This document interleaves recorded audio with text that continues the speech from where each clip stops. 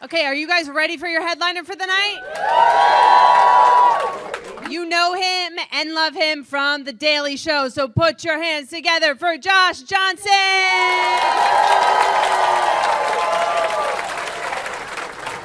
I've been trying to listen to more music because I think that obviously it's important to read, it's important to talk to people, but I think music has a special place where you can learn something. Sometimes there's something that you can get from music that you just cannot get anywhere else. It doesn't hit the same through spoken word, doesn't hit the same way through prose, through reading it, because I think whether it's melody or it's rhythm, there's something that you open yourself up to when there's music that you wouldn't if there wasn't. Like, it's a hard thing to explain sometimes, but there are little things that are written that stick with me. But then sometimes there's things that are just sung. And maybe it's just because of the way it's sung or something. I like that lyric. Let me think about that more. And then you chew on an idea, right? Music is incredibly powerful. Like, I think about back in Louisiana, I know somebody who, she divorced her husband with a singing telegram.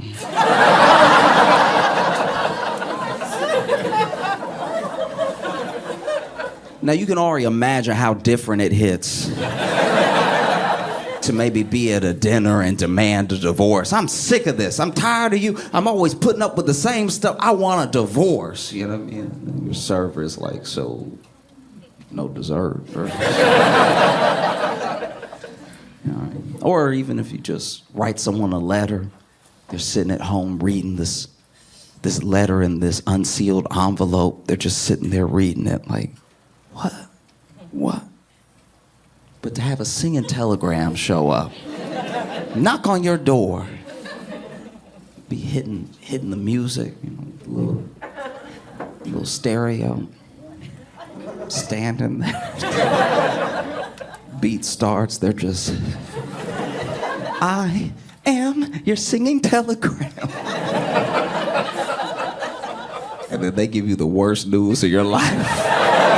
Dancing to it, too. She doesn't want to see you anymore. You become a bore. She wants a divorce.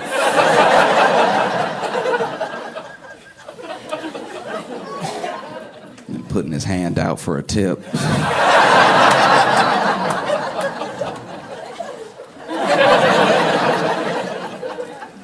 You know, music hits different.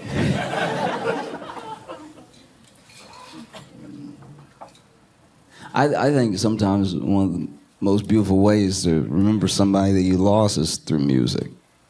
You know, sometimes you'll tell a story or something, and if the story doesn't hold a significance for a person, it just doesn't. They don't capture the thing that you captured when you talked to them or when the story happened. Maybe you had to be there, maybe you had to know the person. But when somebody leaves a song behind, that's like timeless in a way.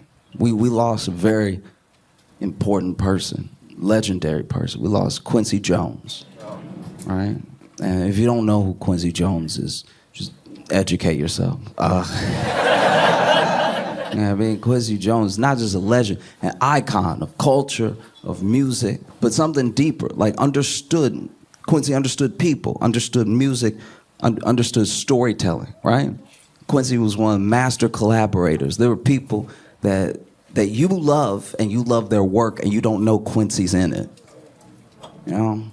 Like that, it's that way with Michael Jackson. Quincy and Michael Jackson had major hits. Michael Jackson owed some of his biggest hits to his collaborations with Quincy Jones because Quincy could help pull out the best parts of the person that he was collaborating with.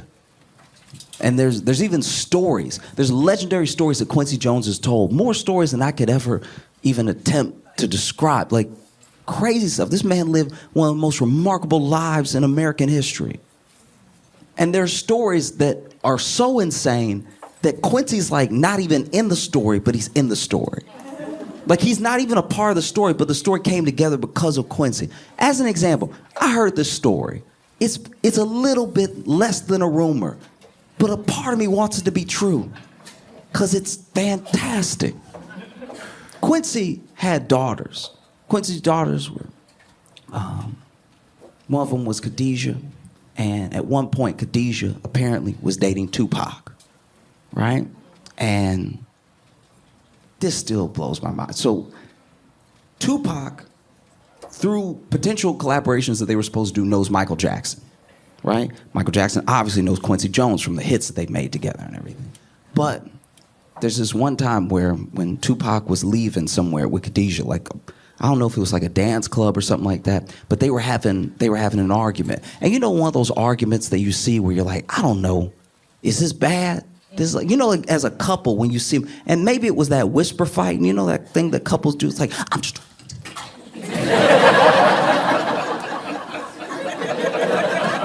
That's a big one at restaurants, you know.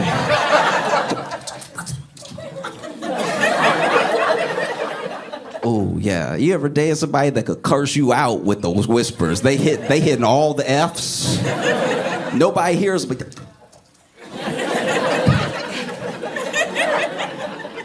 And you know, if you passing by, I don't know, is this a bad fight? Who knows? Or maybe they were having a screaming match. It doesn't seem like it because it seemed like kind of one sided. Like Tupac was very annoyed with Khadijah trying to get her to come along and everything. And we've all been in a situation, if you've just been out, where you've seen a couple argue and you're like, is this bad? Do you know what I mean? Like you've been in a Walmart parking lot. Where you were like, is this just how they talk to each other? Or like, should I step in or something? Because this is uncomfortable, you know. And I'm not picking on Walmart. I've been to a Golden Corral and just waiting to be seated and you're like, all right, they about to eat together? That doesn't seem like a happy occasion. And so, you know, Tupac was saying something tantamount to like, come on, girl, hurry up, come on, right? But they're leaving as Michael Jackson is coming in, and Michael Jackson sees this. And so he approaches Tupac because of the closeness that he has with Quincy Jones. Quincy Jones' daughters are like Tupac's nieces to a certain degree. It's like that with any close friendship, you know? This is your uncle. Well, we're not related, but that's your uncle, right? And he says, hey, is everything okay? I don't like how you're talking to her. You need to chill out. You need to calm down, right? And then Tupac apparently says to Mike, hey, back up, all right? This is none of your business. Be about your way, all right? And then Michael's like, no, you don't understand. This is pretty much my niece. You're not going to talk to her any type of way, especially in public. You need to calm down, right? And then tells him again, you need to back up. You need to back off, right? And then according to the story, Michael Jackson beat Tupac's ass.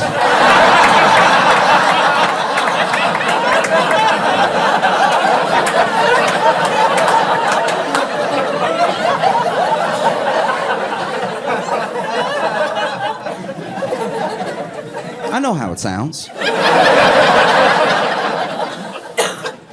But this is my thing. When I look at Tupac, I look at Michael Jackson, I can't help but wonder if the two of them, in a way, are like the inverse of each other. You know? Because we've seen from footage of this person that Tupac is, right? This incredibly adept poet, this person who pulls the tenderness out of horrific things and expresses that tenderness back through music or just through written word. That type of poet, that person is in some ways a sensitive person, like a sensitive soul. Maybe not soft, maybe not, you know, but there's someone who clearly has a sensitive side that they can access. And I think that a lot of like thug life, a lot of the street stuff, some of that is to sell records. Some of that he was really living. But you can't help but wonder how much of this persona is a persona to sell, to market, and how much of this is actually him. Because what if, when no one's around, behind closed doors, when you're just chilling, this guy is a sweetheart, sensitive person. You know, it's what's been said about him through people who knew him. And you look at Michael Jackson. We know Michael Jackson was abused horribly. Joe Jackson beat those kids. And you go through your life like that with abuse, it can harden a person. And maybe behind closed doors, when no one was around, maybe Mike was like a little bit more hardened than we'd like to believe. You know? So imagine that. You're fighting Michael Jackson.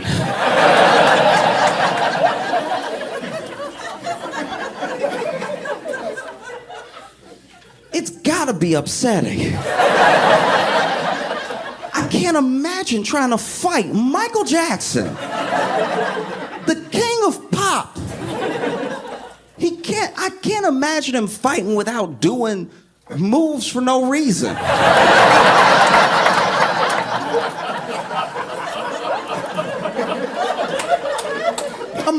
Imagine trying to fight Michael Jackson and he punching you, but he moving his leg.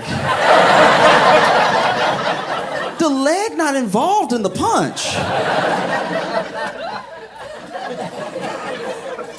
You have the king of pop, right? And you have Tupac. Tupac is on the Everest of hip hop, right? Tupac, for better or for worse, created an entire lane of hip hop that people went down and either created some of the best artistry that I think personally has been known to man musically, and then some people who leaned into the street side a little too much and it just became something destructive. But Tupac is up there.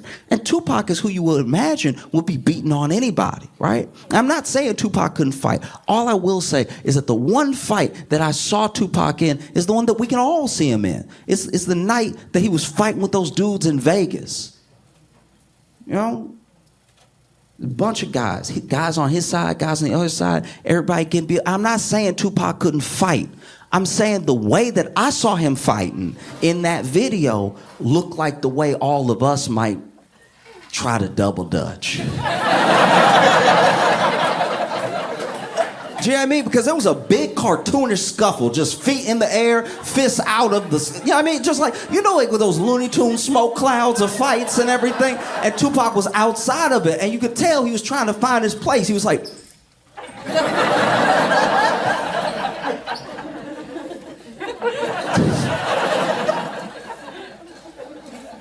and now, you're fighting Michael Jackson. Someone so horrifically coordinated. He hitting you and then popping and locking. Doing all these extra moves and stuff. Michael Jackson probably the only person in human history that could be beating somebody's ass and sound like he getting beat at the same time. Just, he punching you, kicking you, and then he the one be like, ow!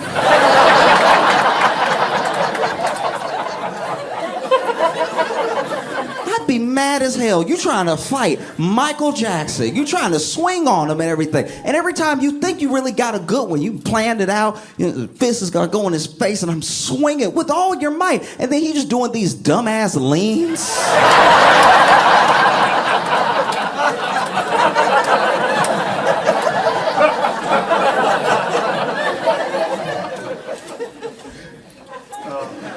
It's gotta be terrifying.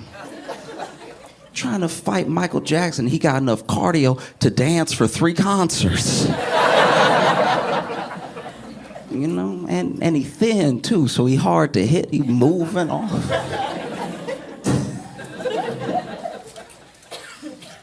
You swinging at him, he's saying stuff to you, words that don't make any sense. Tamagotchi.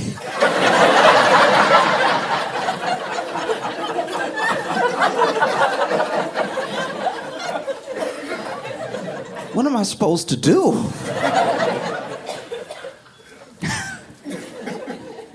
Whispering to you. You know what I mean? Because sometimes, especially if you have a fondness for a person, there's at least rumor that there are these tracks that got scrapped between Michael Jackson and Tupac. They were supposed to be on some songs together, right? So it's not as if they didn't know each other. And now imagine, you know this person. And you don't want to hurt them. They were talking disrespectfully to someone else that you love, and maybe they pushed you first, and now you're fighting, and then, you know, you hit them, and you hit them hard. You hit them real good. Now Tupac bent over and everything. God. Michael Jackson, he didn't even want to say it, but he's like, are you okay?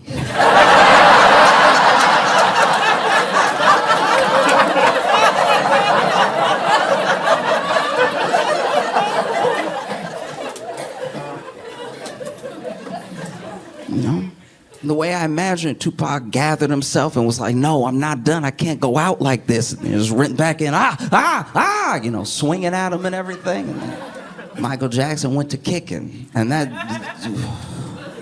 even when Michael Jackson was dancing, he wouldn't kick normal. He was never just like doing a kick. It was always like his leg was gonna come off. The whole kick.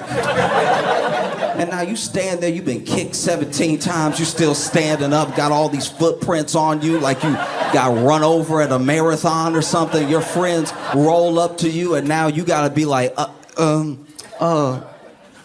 It was 6 of them. They came out of nowhere. They all had the same shoe on. Oh, this is brutal. You know what I mean? Imagine you fighting somebody you respect, too. You gotta fight one of your heroes. It's unnerving.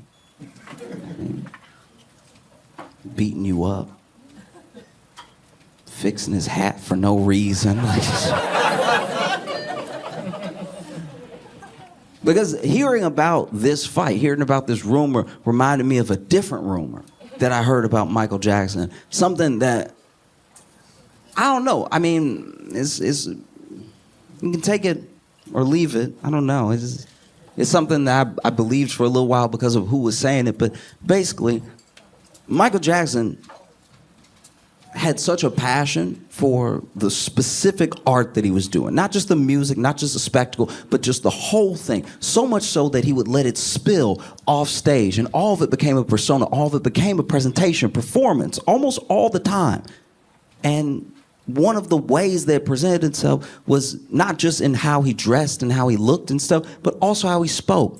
Because there's an idea that if you can be meek enough, if you could be gentle enough, if you could be soft-spoken enough, that people's perceptions of you will almost pass past you and just see the music. If you're not this big, larger-than-life character, if you're not getting in trouble all the time, maybe if people can just see me as this, like, the same kid that they fell in love with, now just making bigger and better things, maybe they'll love the bigger and better things I have to make, right? And so there's a rumor from a few different people who knew Mike well, who would chill with him, sometimes just out by themselves when there was no risk of being seen by the public. And they said that that voice, the voice that we know as Michael Jackson, the voice that's been, you know, imitated over decades, was not his voice.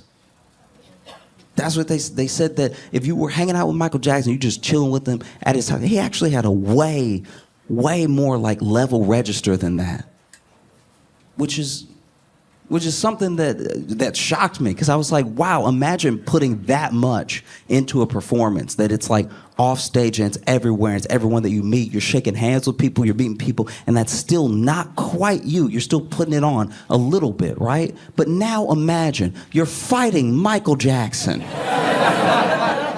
And not only is he beating your ass, but every once in a while he's like, come here, bitch. Like,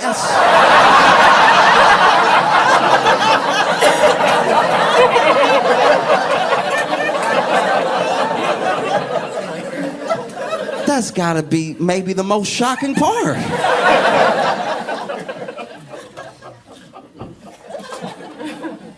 I don't know what I would do.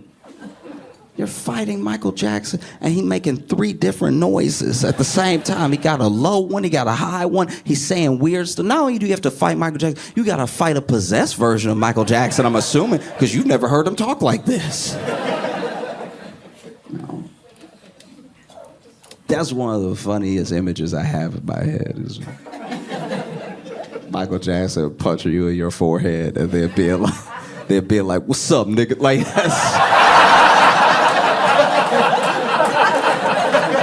No, what's really hood, dog? What's really...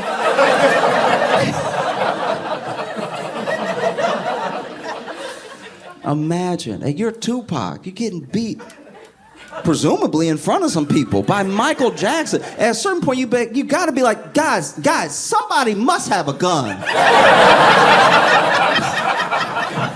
Shoot this man. Even if you try to shoot him, Michael Jackson probably like catching the bullets. Well,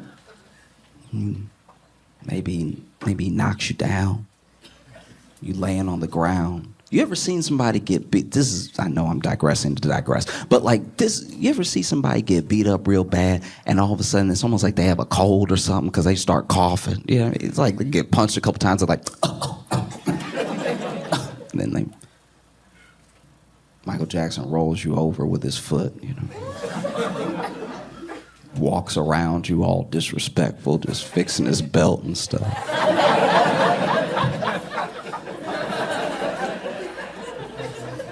He's standing over you. You don't know what's about to happen next. You don't know if he's gonna curb dance you or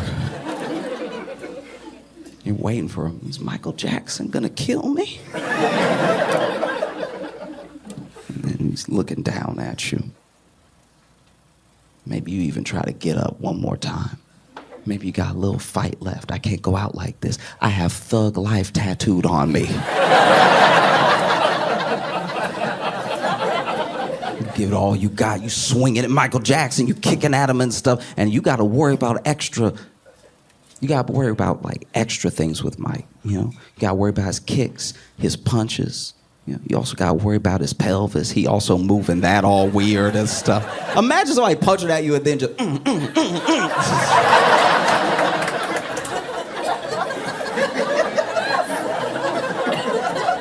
I don't know what to do with that. It's very upsetting.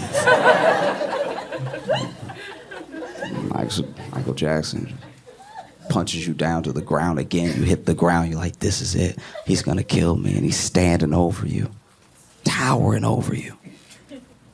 When you're waiting for him to hit you with that death blow, he just goes.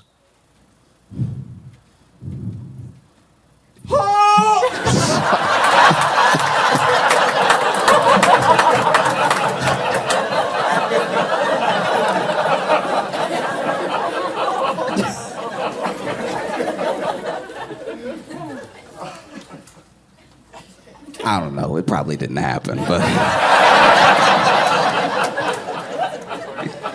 it's fun to dream.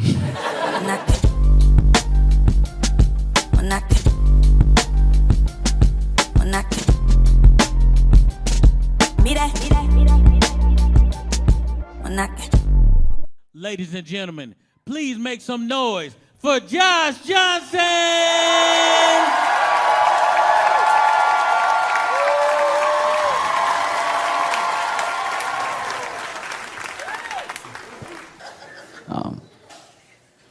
It genuinely has been an insane week. Yeah. No, I know. No, it's that part.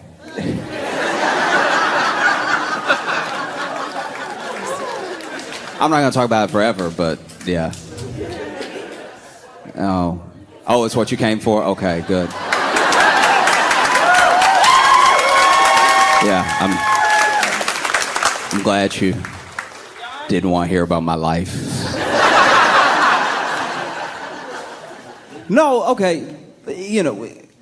Trump took office and he immediately signed a wild amount of executive orders. They've been one-upping each other every presidency for a little while. Like, I'm pretty sure Barack Obama signed more than Bush, and then Trump signed more than Obama, and then Biden signed more than Trump. But this was like astronomical. This was a whole lot, because basically Trump went ahead and signed executive orders that rolled back a lot of what Biden did, plus his own.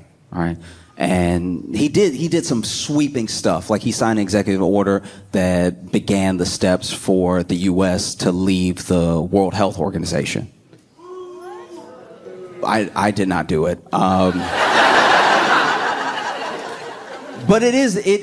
what feels kind of wild to me about the executive orders that Trump is passing, and a lot of the things that we're going to see for the next few months into the rest of his presidency, is basically just a blueprint of everything that Project 2025 said that they were going to do. It's a project that he said he knew nothing about and had nothing to do with, but nowadays in office, they seem hella tight. It's kind of like when you tell the police you don't know somebody, and then the police are like, but here's a picture of you two right here. And the picture hella incriminating, because it's not you just happening to be in the picture with them, it's you being like, hey. You say that you're not boys, but in this picture here, you're holding a different picture of the two of you together. You're like...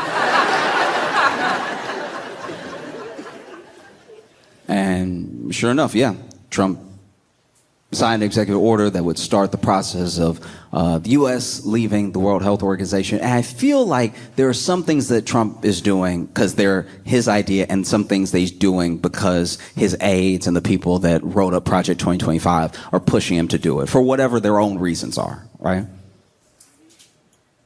Like, I feel like they went to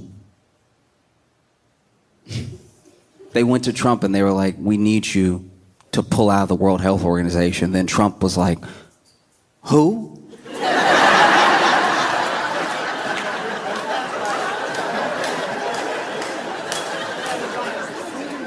And they were like, yes. And he was like, yes, what? And they were like, who? And he's like, who? And they were like, that's what we're saying. Who's who? And then he was like, I'll do what you want me to do, but I just need to know who it is. And it's like, who is who it is? That's who we want you to do it to.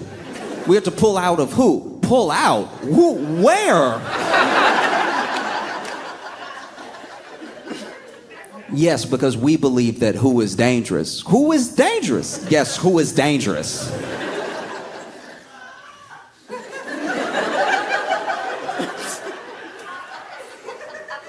Where is who? Well, sir, who's all over the world? Who is dangerous all over the world? Yes, that's why we have to pull out of who. I'm not in who, by the way. I'm just standing here.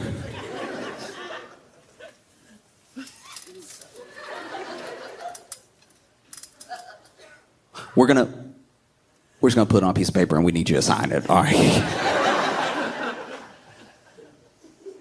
And this is my main thing when it comes to pulling out of the World Health Organization, is that a lot of people take for granted things that are functioning in their life. Things are either good, you expect to be good, and things that are working, you're just like, yeah, it works because it's supposed to work, right? But sometimes we don't ask enough questions on how a working thing got to the way it was. And there hasn't been enough time in between when it didn't work and now for us to remember when it didn't work. Because if we lose access to the World Health Organization, it hurts the World Health Organization by a lot, but it also hurts us because then we lose access to their labs, to their data.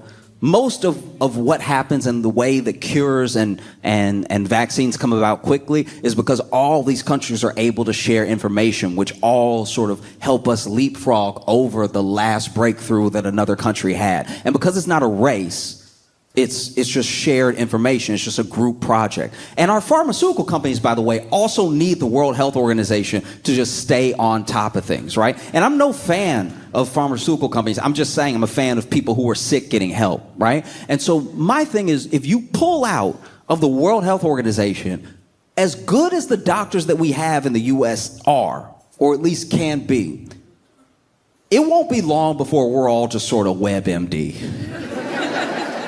You know, it won't be long before a new thing, take something like COVID, right?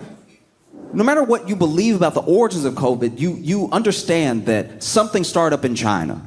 And then because of the World Health Organization, everyone was able to talk about it, do testing. They were able to share findings. We were able to get to a vaccine pretty quickly, right?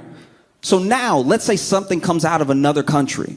And we may know it's coming out of the other country from the news, but we don't actually know any breakthroughs because we're not sharing that data. And everyone has to start all over again every time they try to have a breakthrough. So now you'll just be a regular person walking up to other people like, hey, I'm just asking, just in general, just because I'm curious, but is anybody else like farting blue?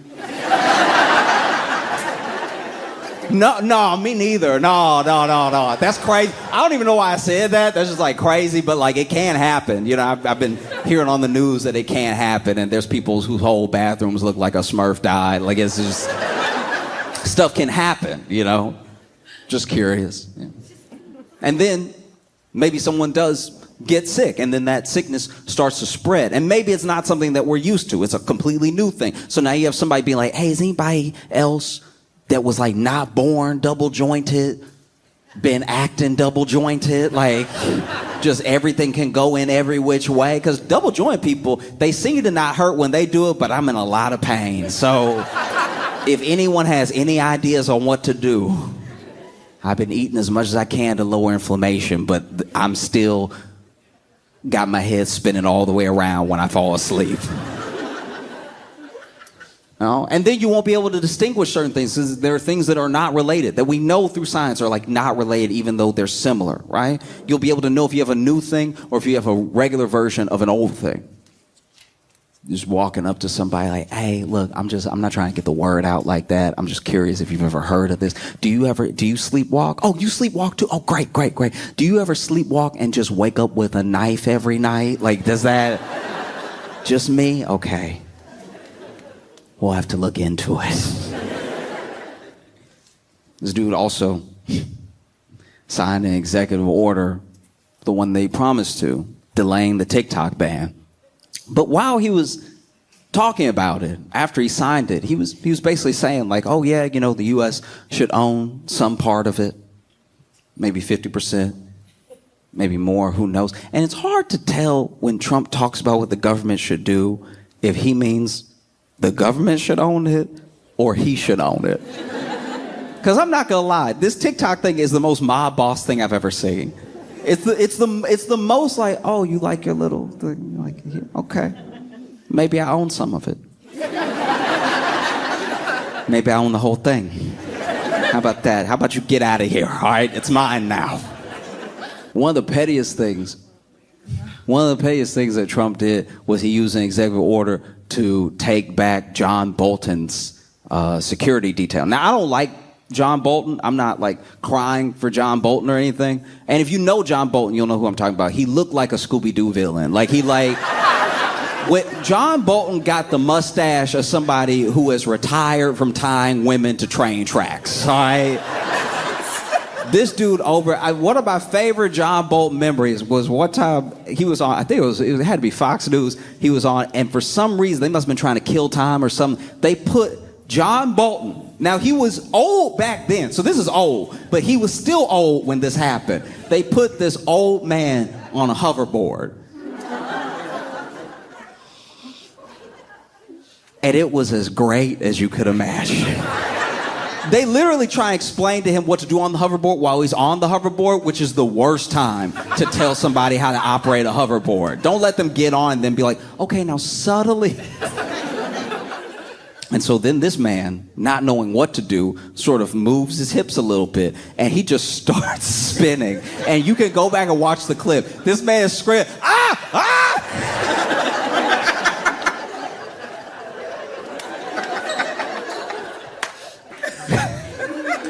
But Trump took back his security detail, and it was just to be petty. It's just because he doesn't like John Bolton, and John Bolton doesn't like him, right?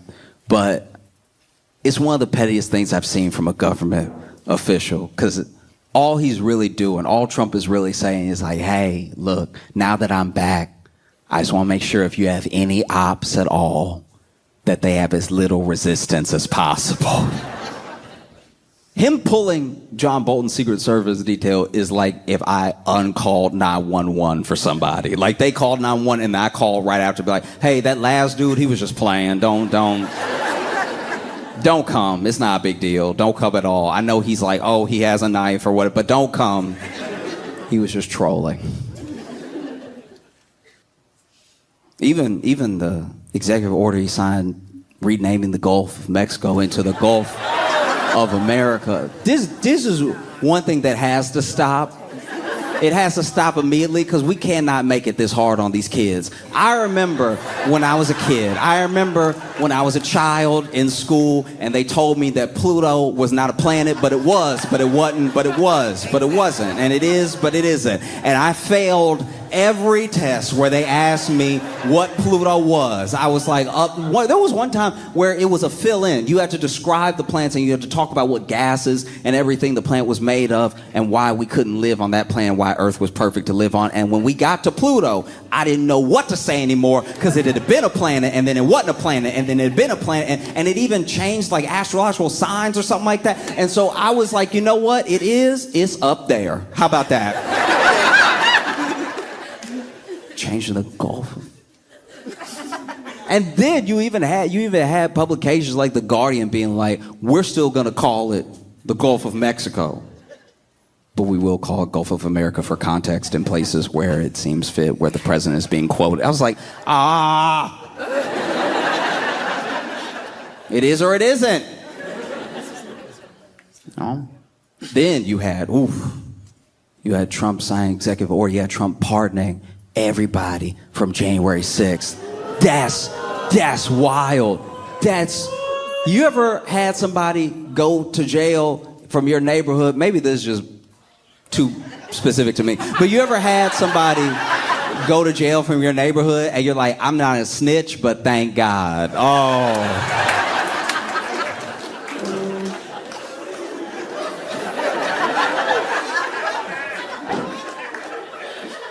There was this dude named LaDon, right? And I can say his name because he never gonna get out. But there was a dude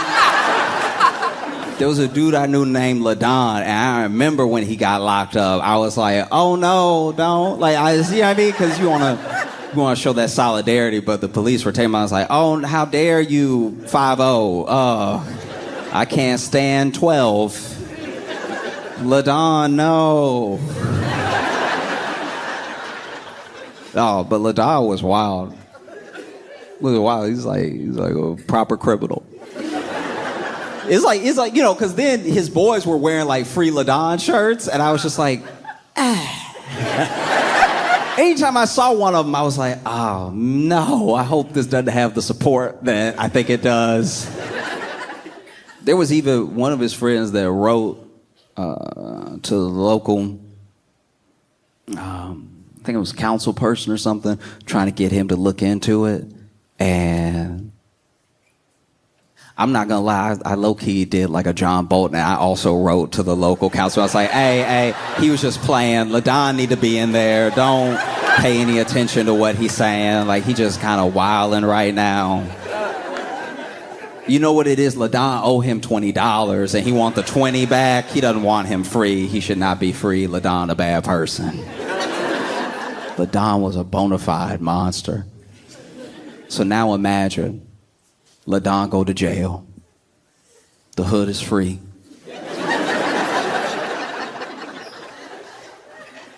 You've seen like homecoming parties for people when they get out of jail. I've never seen a party for somebody who just got arrested. Like, the people who felt like we finally had liberation were having a whole cookout off of this dude's charges. And then his boys with the shirt came to the barbecue. I'm like, are you happy or not? But now imagine LaDon locked up. We can finally rest easy. And then the president of the United States is like, actually, nah, LaDon, well, he not innocent, but I don't care.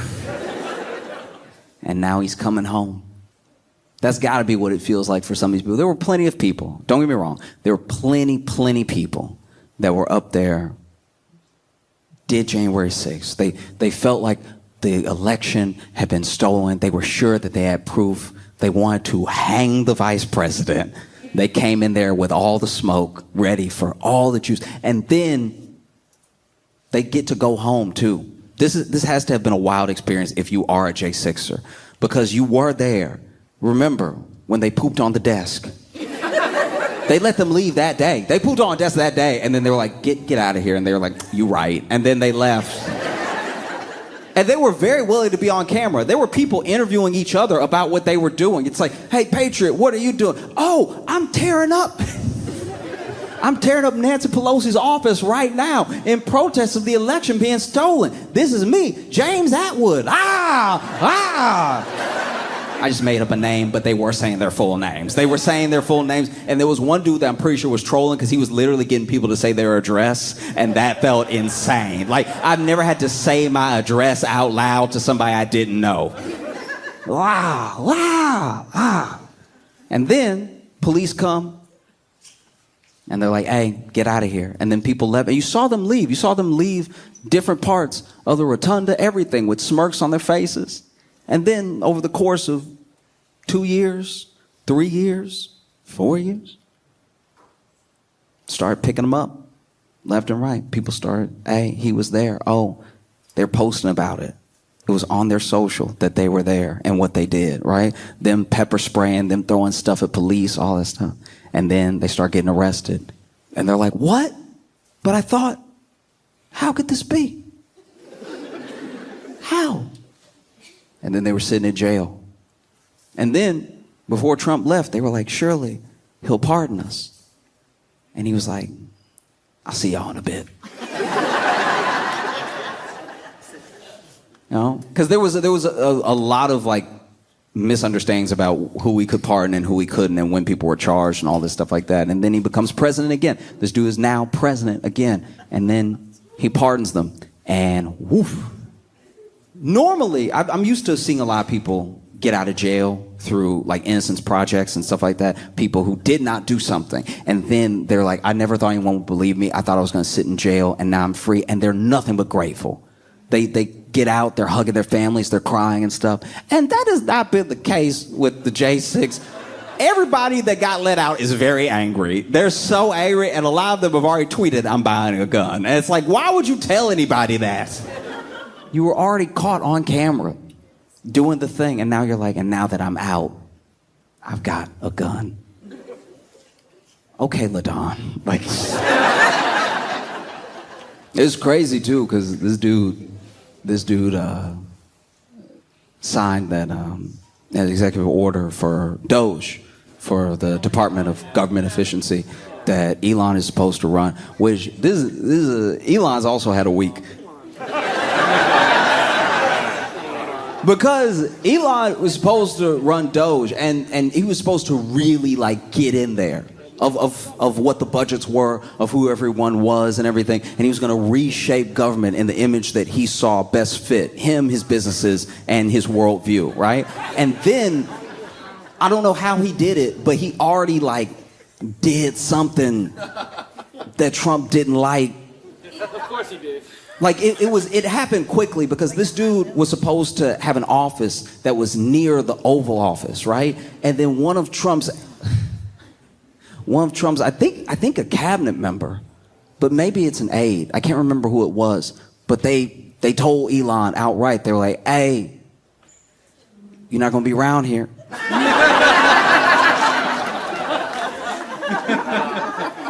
And in fact, you're not gonna talk to the president. You're gonna talk to me. Which is wild. Now, don't get me wrong, that person is also like a huge MAGA Trump Republican, but still, the fact that they felt the need to wedge themselves between Trump and Elon already speaks volumes. You know, because Elon, you know, was standing behind the presidential seal. And this is how you know that a lot of people are truly out of their minds. This dude did a Nazi salute that we then debated if it was a Nazi salute for like every day after, including the day of. And I don't know if you should be allowed to talk if you can't believe your eyes. Do you know what I mean? Like, there are people that are like, that was not a Nazi salute. He was throwing his heart out to the crowd. I'm like, well, he has a weird pitch. You know what I mean? I always throw my heart like this. And he did it twice to make sure you knew what it was, which is pretty wild. One thing that I like about Elon, which is not many things, is that he always manages to quickly make the people that take up for him look super stupid. Like, really dumb. Because so many people had so many different things. They came to his defense. It was several things at once. It was like, guys, no, that was not a Nazi salute, okay? It was a Roman salute. I'm like, all right, you ever split a hair before? Apparently you don't know what that looks like. No, it wasn't a Roman salute. He has Asperger's. I know a lot of people with Asperger's. I know a lot of people that are on the spectrum. I know a lot of people with, you know, different types of autism on different parts of the spectrum. And when I've hung out with them Did not happen. Did not happen. and they've needed to point. It did not happen.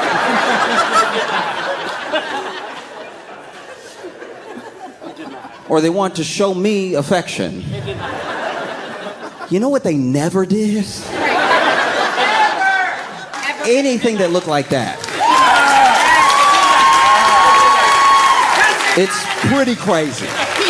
It's like 100% fundamentally insane that people would then, I don't know. Maybe there's some law I don't know about where if you are a news publication and you say someone did a not salute and they didn't actually do a not salute, that they'll like sue you into oblivion and you just won't exist anymore. But I feel like when you see it, you can say it.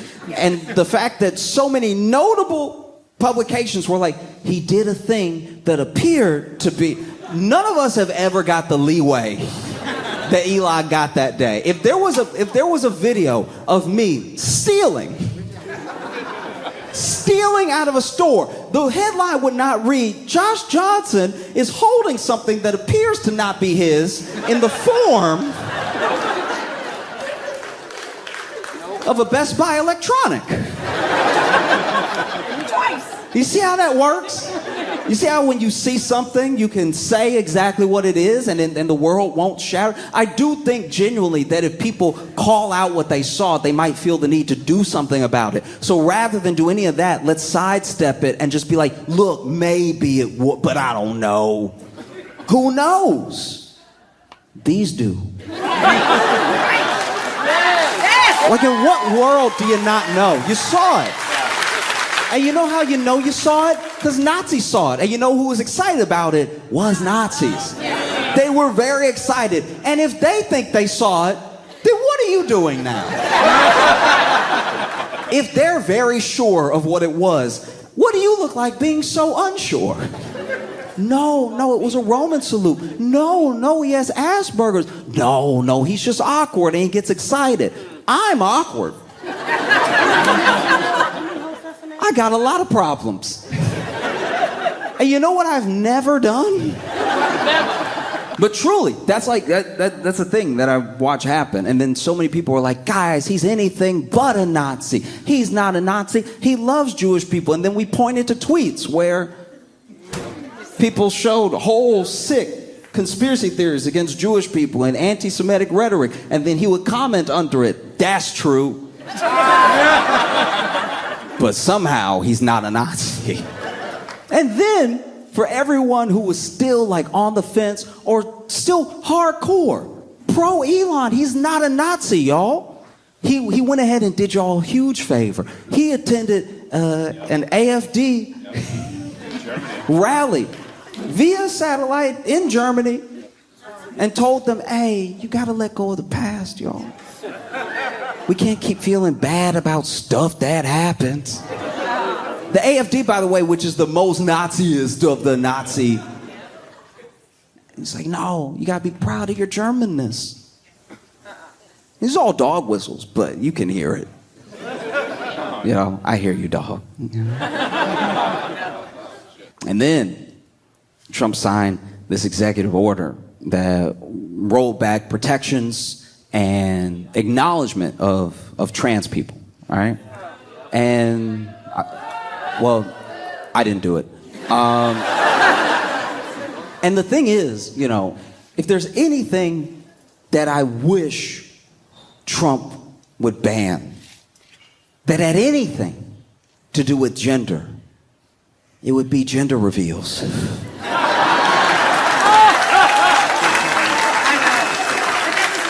They're getting genuinely dangerous. I watched a gender reveal where they had, because they're creative in the worst ways. Because then I watched this gender reveal where they had a blue plane and a pink plane, right? And both planes were flying at the couple, right?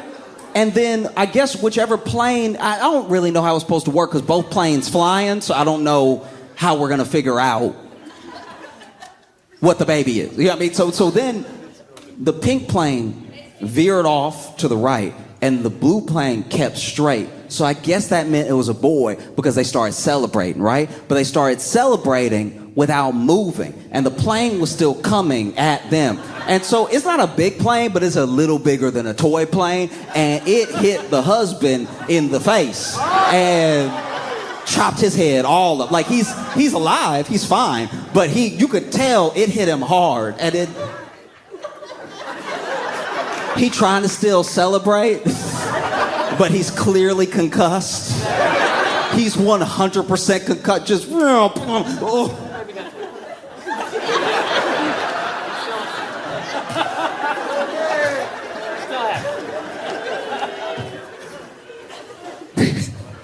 Didn't even put a hand out or anything. I don't know who is like winning with this thing.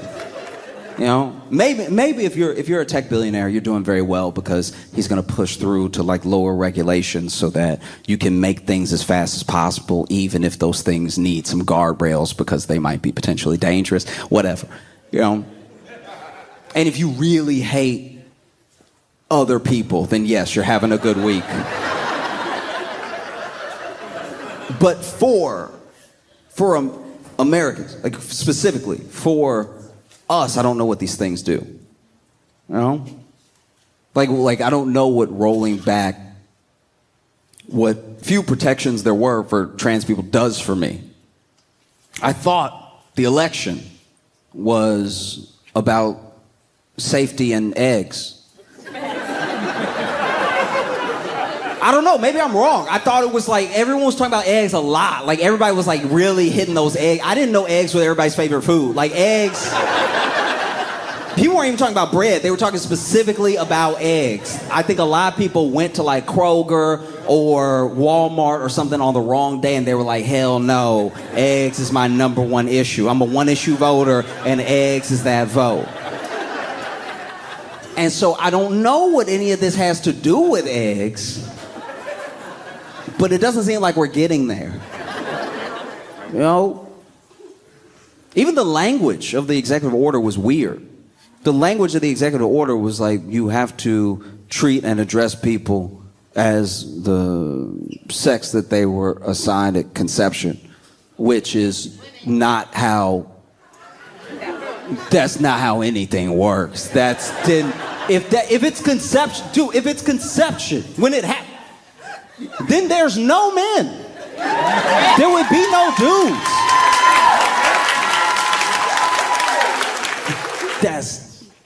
This is not a plan. Like this is terrifying. Don't be wrong. There are plenty of people who are scared, and there are plenty of people who don't know what to do next. And one thing I really want people to stop doing, and I'm not anybody's boss. You can do what you want. You can probably, whatever, screw me. But we're not like cooked. Don't do that thing. Don't give up immediately. Like there's a sort of rhetoric and an idea that like, oh, we're finished and this is it, and like there's nothing that can be done. It's like guys, no. But then you see people devastated, giving up very quickly. You know, oh man, we're ruined. We're so cooked. It's like I mean, if you believe that, then we are. Like if you earnestly believe that, then yes, absolutely, that's what cooked looks like, because cooked is done, and you like your steak raw. So, yeah, I mean, like day one we're cooked. That's also, that kind of made me furious. I'm not gonna lie. Not even like an armed resistance attacking people or something like that. Oh, we're cooked. It's like, you saw him with his pen.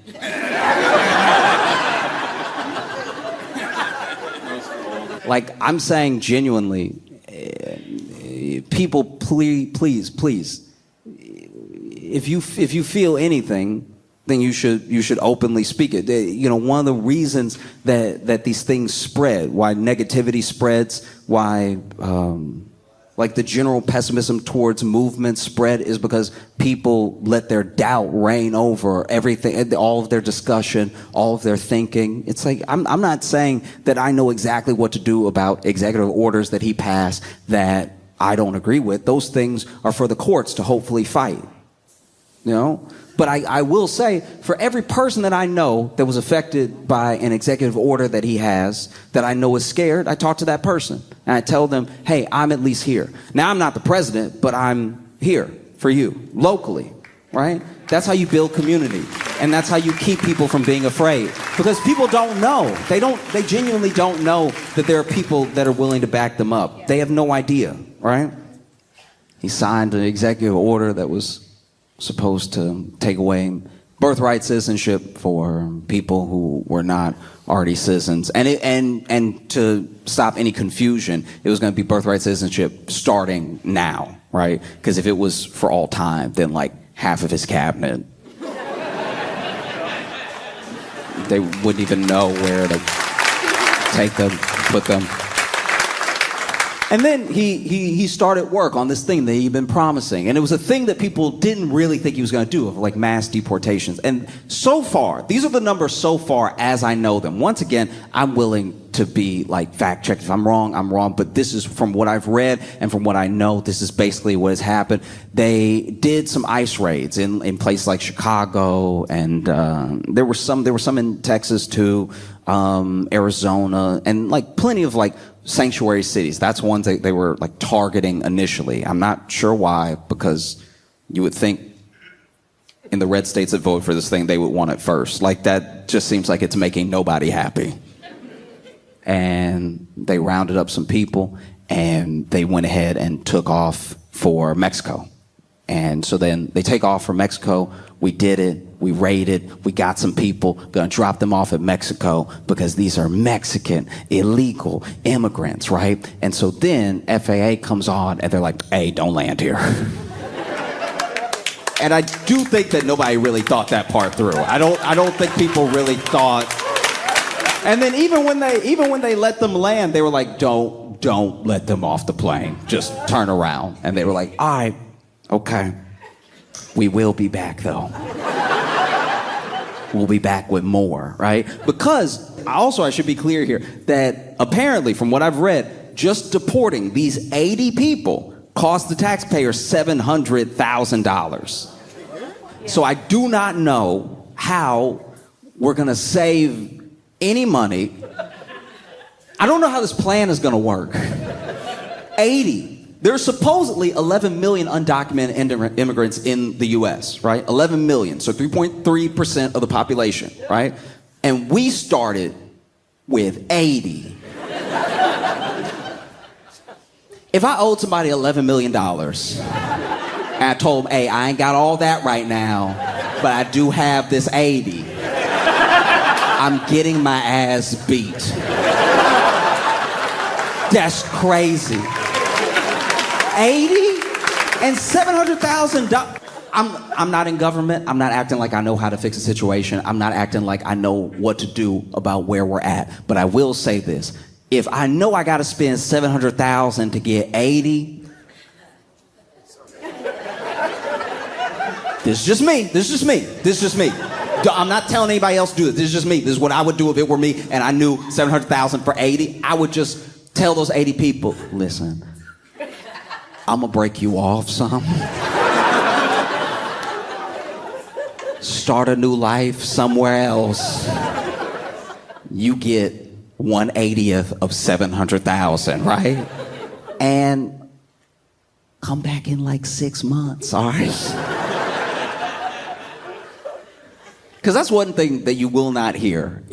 As this whole thing builds out, you will not hear about people coming over illegally. They're going to act like it's not happening. They're going to act like it's all going one way. They're denying everything. They're denying all of these legal ways to become a citizen, legal ways to gain citizenship, legal ways to get a card or just to be able to work in the U.S. They canceled a lot of appointments for people who were doing the right thing, right? And so my thing is just use your logic and pay attention to what is not being said over the next few months to several years, because they're not going to want to admit that these people are coming in still, even while they're making these efforts, because it will make them look even more desperate, even less efficient, you know? Because they told us before the election all of these incredible stories about how migrants were coming in. They were like, and look, I don't even know how they're doing it, but in Honduras and Guatemala, they're disassembling themselves, mailing themselves here, and then reassembling themselves, and then walking around amongst us.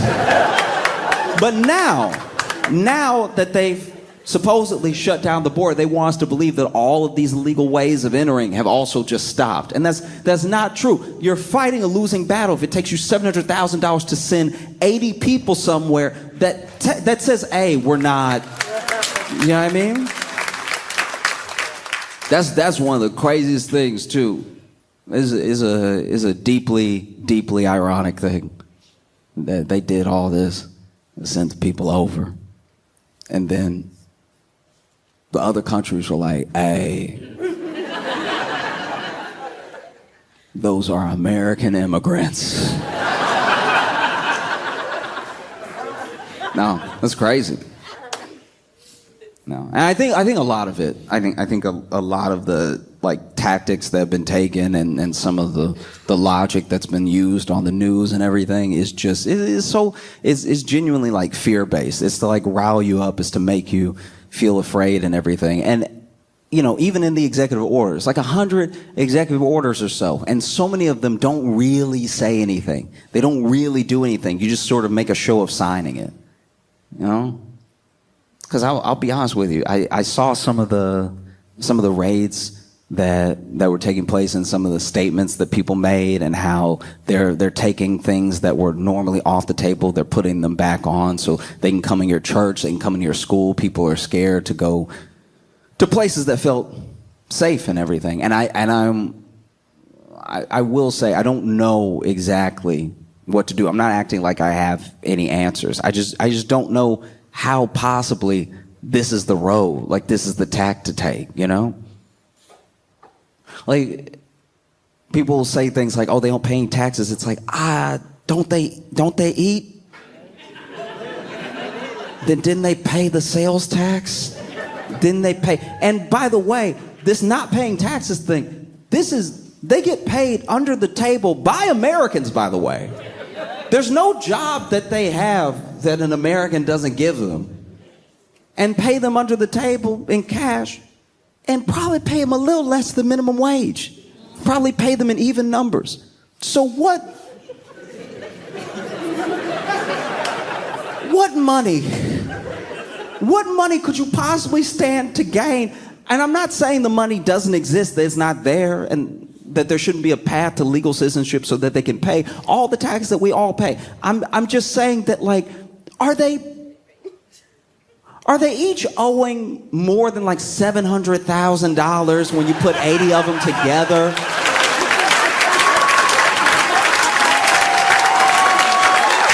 I don't know.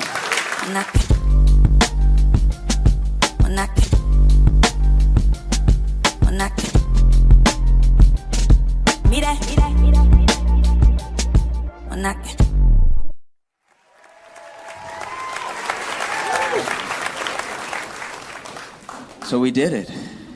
We made it. We're all still alive. You know what I mean? Like, here's the thing. Things are a little bit better now. Like, you sit in October, things are a little bit better. It's still not great, not feeling wonderful, but you know, it's not March. You remember March? Remember when this was over?